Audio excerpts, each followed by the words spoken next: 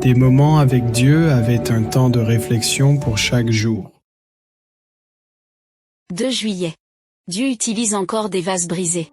Il lui dit pour la 3e fois, « Simon, fils de Jonas, m'aimes-tu » Pierre fut attristé de ce qu'il lui avait dit pour la 3e fois, « M'aimes-tu » Et il lui répondit, « Seigneur, tu sais toutes choses, tu sais que je t'aime. » Jésus lui dit, « Paie mes brebis. » Jean 21, 17.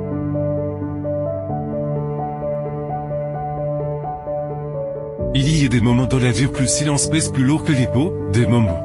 Après avoir échoué, le cœur se remplit de remords sur l'esprit ne cesse de se répéter « je n'aurais pas dû faire ». Il arrive de moments où nous sommes allés trop loin et qu'il semble qu'il n'y ait plus de retour. En arrière possible, le cœur de Pierre était brisé non pas parce qu'on l'avait trahi, mais parce que c'était lui le Dash qui avait renié son Seigneur. Il n'avait pas voulu le ni plus au moment de lui témoigner son soutien qu'il avait eu peur. Et c'était à cause de ses peurs qu'il avait trahi Jésus. Il pleurait amèrement. Il crut que tout était fini pour lui. Il crut que Dieu l'avait déjà rejeté à cause de cette erreur. Qu'il avait trop failli et qu'il se sentait indigne de servir Jésus. De beaux jours s'écoulèrent entre la crucifixion et la résurrection. Et lorsqu'il apprit que Jésus était sorti du tombeau, il courut au sépulcre pour le chercher. Mais il n'y était pas, son cœur pleurait. Mais il avait peur d'être rejeté pour avoir été un traître.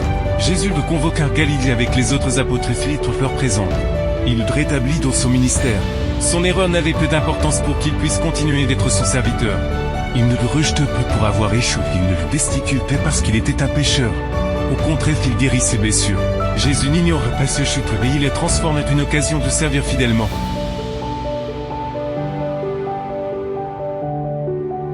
Quelques semaines plus tard, ce même Pierre qui avait renié Jésus par peur s'est levé devant des milliers de personnes et a prêché avec courage. Celui qui avait renié proclamait désormais, celui qui avait eu peur faisait désormais preuve de courage, celui qui s'était effondré était désormais un instrument puissant.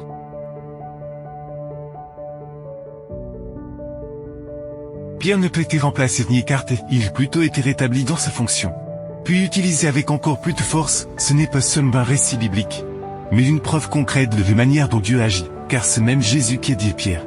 Puis brebis continue aujourd'hui d'appeler des personnes imparfaites.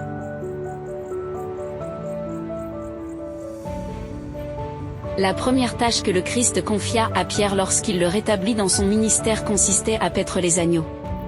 C'était une tâche dans laquelle Pierre avait peu d'expérience.